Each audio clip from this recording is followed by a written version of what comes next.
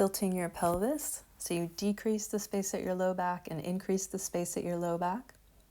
And you can do that with your legs together or a little bit apart, warming up that low back. And then if it's comfortable for you, bring your legs back together. You can squeeze the legs together or even just the heels while you breathe. You're going to inhale into the sides and back portion of the ribs and exhale, feeling the expansion on the inhale and feeling that get a little narrower on the exhale, going into your rib cage arms going up and over. If you want, you can do these with light weights, but the challenge here is really keeping your back stable. So you're using that sense of the kind of upper core, if you will, alternating arms. Just trying not to wiggle around your torso while you have your arms free, both arms coming up and around. If you're in a narrow space, you can bend your elbows like I'm doing, or if you have room, keep your elbows straight, coming up and over and around. And then reversing. So you're trying to keep everything still except your arms. Continue to breathe. Moving on, you're going to bring one leg up into tabletop and then the second leg up. Press your hands into your thighs and your thighs into your hands to feel that low ab connection and go into your toe taps. Alternating, and then you can speed up the alternating so that they pass each other along the way. You can do that with pointed feet, or you can flex and go into heel taps, which is a little bit harder, you have a little further to travel. And then pointing your feet, both legs coming down for the double leg toe taps. You can add your arms for more of a challenge. Arms up first towards the ceiling, and then if that feels doable, you can flex your feet, go into heel taps, and then eventually move your arms overhead even more for a challenge. So here you're going to feel that sense of the lower and upper part of your abdominal engagement, that kind of sensation there. And then arms come down, feet come down. We're going to hover. And the lower your feet are to the ground, actually, the harder it is. So flex your feet and try and keep them low if you can, and then adding the arms in for more of a challenge. You can either move the arms up and down like I'm doing, or you can just find a spot that feels like a nice challenge and hold, and then coming down. Now we're going to connect the arms to the torso. So you're going to go ahead and nod your chin a little bit as you press your arms down to bring your torso up. And you can do that with your legs down, feet on the mat, or with your feet up in tabletop. And then from here, you can extend and prepare for the 100. Start pumping your arms, inhaling for 5 pulses and exhaling for 5 pulses. Repeat that 10 times. If your legs are extended, have them in the Pilates V position with the heels squeezing together, inner thighs squeezing together.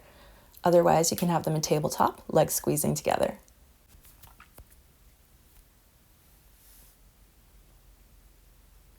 And when you exhale, really blow all the air out.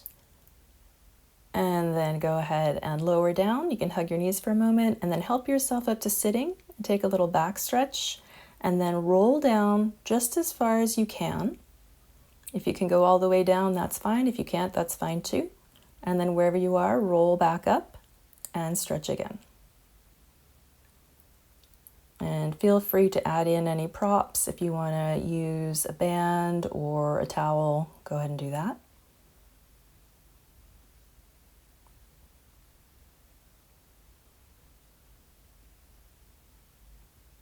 Moving smoothly and with control.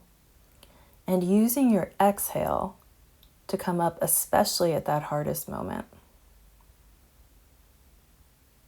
Rolling up and rolling down. And then from here, we're going to stretch a little bit. You're going to bounce, bounce, bounce, and extend. Your standing leg can either be straight on the mat or bent with the sole of the foot on the mat. Stretching leg bounces 3 times and then extends. And then the other side, bounce, bounce, bounce, and extend.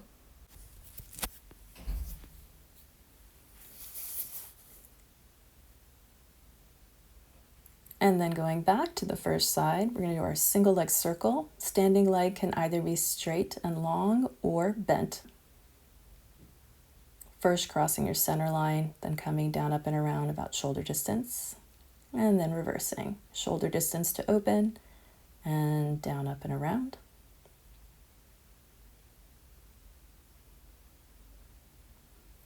And then switching to the other side, keeping your pelvis stable in the transition, extending your top leg, and then deciding what you want to do with that bottom leg, that standing leg.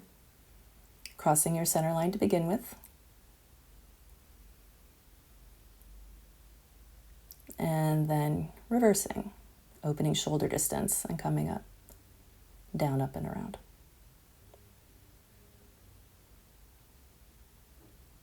And then from here, go ahead and bend your knees, and you can rock up if that feels okay. If not, just come up to sitting in whatever way feels good for you.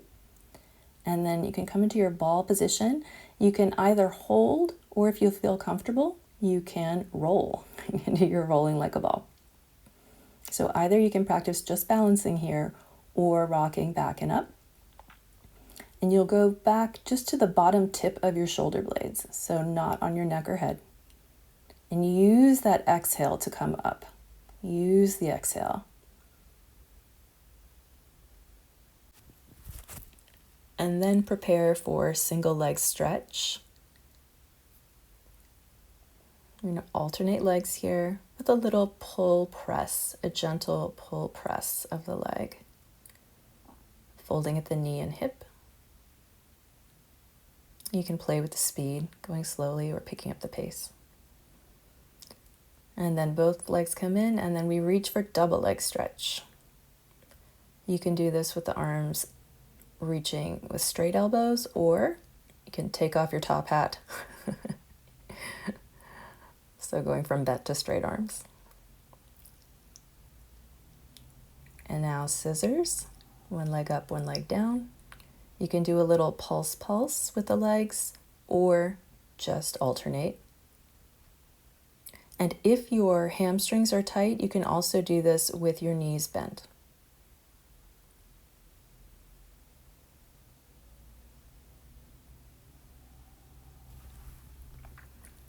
Both legs up and together, hands behind your head for the double leg lowers. Keeping your back stable as you move your legs up and down, heels pressed together.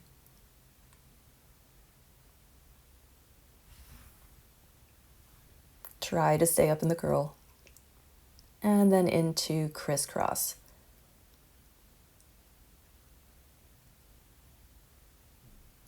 And you can actually reach that elbow up towards the ceiling as you twist. And then lowering down.